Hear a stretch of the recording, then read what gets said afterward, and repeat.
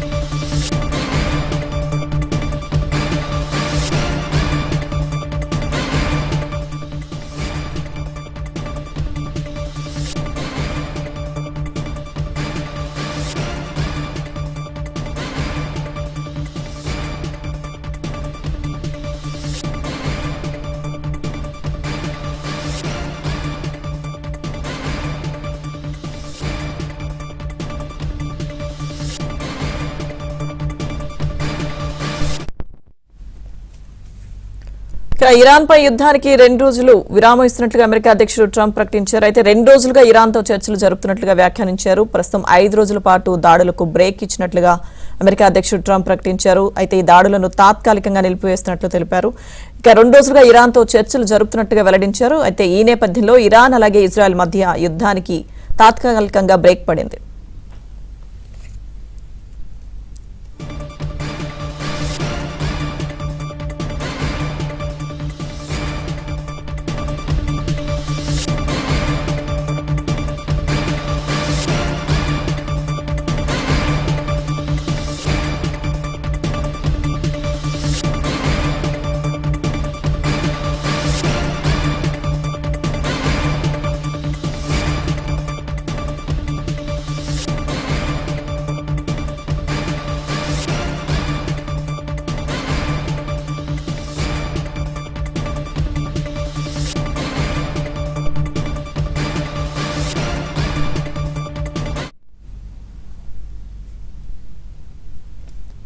యుద్ధానికి సంబంధించి తాత్కాలికంగా విరామం ఇస్తున్నట్లుగా అమెరికా అధ్యక్షుడు ట్రంప్ ప్రకటించారు. ట్రంప్ వ్యాఖ్యలకు సంబంధించిన పూర్తి అప్డేట్స్ మా ఢిల్లీ బ్యూరో చీఫ్ కృష్ణ అందిస్తారు.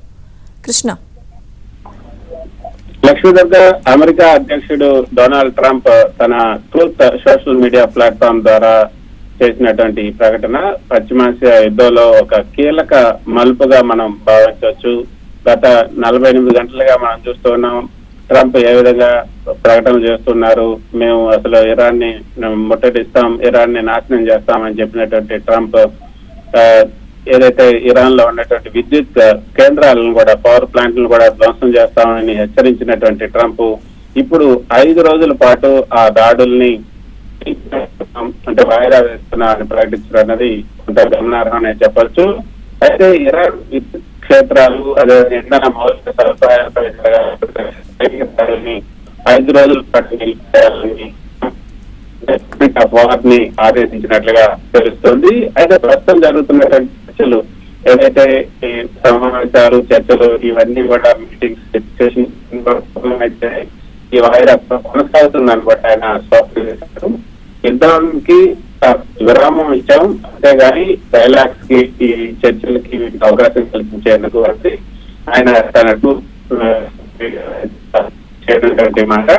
అయితే అనుభూతి జరుగుతుందని ఇరాన్ ఇది ఏదైతే ఇరాన్ దేశంగా జరగాలన్నది కూడా అమెరికా ప్రధానమైనటువంటి డిమాండ్. అందుకే 5 రోజులు ఇచ్చినట్లుగా ఆయన చెప్పారు. ఇక మధ్యవర్తి అకస్మాత్తుగా నిర్ణయం తీసుకోవడం వెనుక 3 ప్రధానమైనటువంటి కారణాలు ఉండొచ్చు అన్నది నిపుణులు చెప్తున్నట్టనమాట. ఎందుకు అంటే, ఒకటి మీడియేషన్. భారత్, అదేవిధంగా రష్యా లేదా అరబ్ దేశాలు ఈ తెర వెనుక చేస్తున్నటువంటి రాయబారం కొంత ఫలించే అవకాశం ఉండొచ్చు. యుద్ధం వల్ల ఈ ప్రపంచ ఆర్థిక వ్యవస్థ కుప్పగూలే ప్రమాదం ఉంది అన్నది అందరూ కూడా భావిస్తున్నారు. అంతర్జాతీయ సమాజం నుంచి కూడా ఒత్తిడి పెరుగుతుంది. ఈ రోజు మన ఏదైతే భారత ప్రధాని మోదీ కూడా ఈ విషయంలో చాలా ఆందోళన కూడా వ్యక్తం చేశారు. రాబోయే రోజుల్లో ఏ విధంగా ఉంటుందో మనకు తెలియట్లేదు. ప్రపంచంలో ఎక్కడ యుద్ధం జరిగినా కూడా అది కేవలం ఆ దేశాలకే పరిమితం కావట్లేదు. భారత్ వంటి ఎదుగుతున్న ఆర్థిక వ్యవస్థలపై కూడా తీవ్ర ప్రభావం చూపుతుంది. కాబట్టి మనకు అవసరమైనటువంటి ముడి చమురు, గ్యాస్, ఎరువులు ఇవన్నీ కూడా పశ్చిమాసియా నుంచి వస్తున్నాయి. కాబట్టి వాటి సరఫరాకు ఆటంకం కలగకుండా ప్రభుత్వం అన్ని చర్యలు తీసుకుంటుందని